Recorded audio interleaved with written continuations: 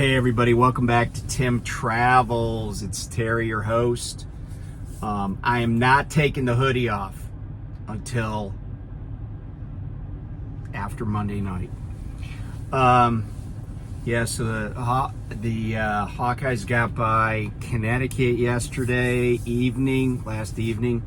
I've said all along that the team to beat is South Carolina.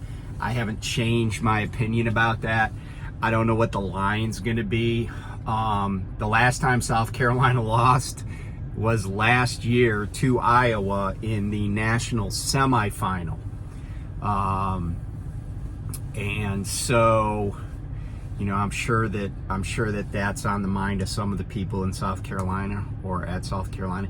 And by the way, South Carolina is just a strong team. Dawn Staley does a great job every year, and it's a strong team. So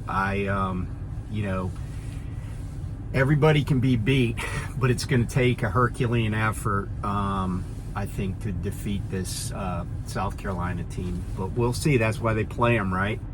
I mean, I don't think anybody had Iowa beating South Carolina last year either. So I don't think South Carolina, but having said this, I don't think South Carolina took Iowa lightly last year. I mean, it was the Final Four, right? Anybody that gets there can do well.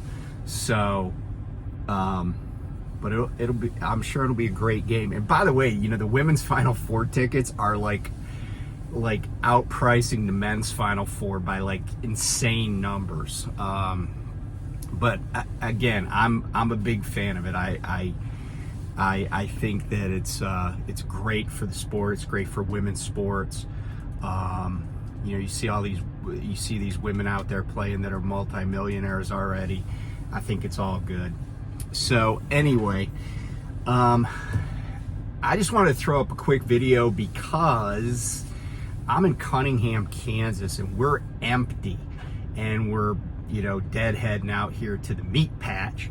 But the wind is really strong coming directly out of the south, and it's due to get stronger as the afternoon goes on. As I'm doing this, it's 11:15.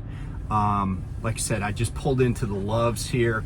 I'm just gonna do a 10 or at least an 8 until after sunset.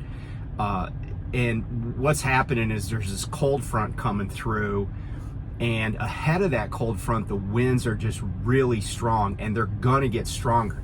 Here's the 2 p.m., the 1400, so 3 hours from now, forecast for wind gusts across western Kansas. So if you're going west or east on 54-400, the wind's gonna be coming right on your side, right on your beam, like I like to say.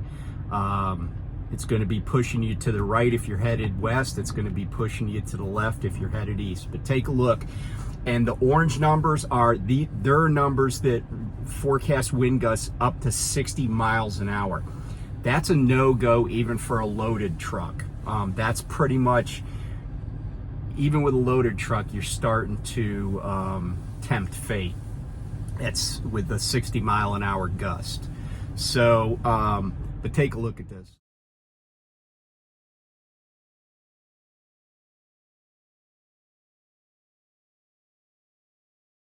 So all of those warm colors, no bueno, especially for an empty. So I really started getting rocked around. I started picking up a little wind east of Wichita, but once I got past Wichita, where it gets a little bit flatter, a little less trees, a lot of wind. I'm sitting here and I'm in between trucks, right? But the wind is coming from this side, and all of the trucks sitting beside me are blowing around. Like there's another Peterbilt next to me, and you could see very clearly they're bouncing around. So I just was like, no, if I can make it to Cunningham, I'm just gonna shut it down. So it's a pretty day, but the wind is blowing too hard if you're driving an empty, van or reefer across 54-400. So be careful out there. By the way, that shot I showed you is from Ventusky, Ventusky. It's a great tool. Even if you're not a weather geek, it's pretty easy. You can look at gusts, and it's color coded. So it's not only color coded, but it shows the wind direction. It's got like this little graphic that shows the wind direction. So it's a really useful tool. So anyway, I will not be surprised if I see a truck or two on their side as I go out there tonight, because I got to go to Guyman. But I'm not gonna do it during daylight because the winds are just too strong until that cold front comes through. So anyway, be careful out there, and I'll talk to you soon.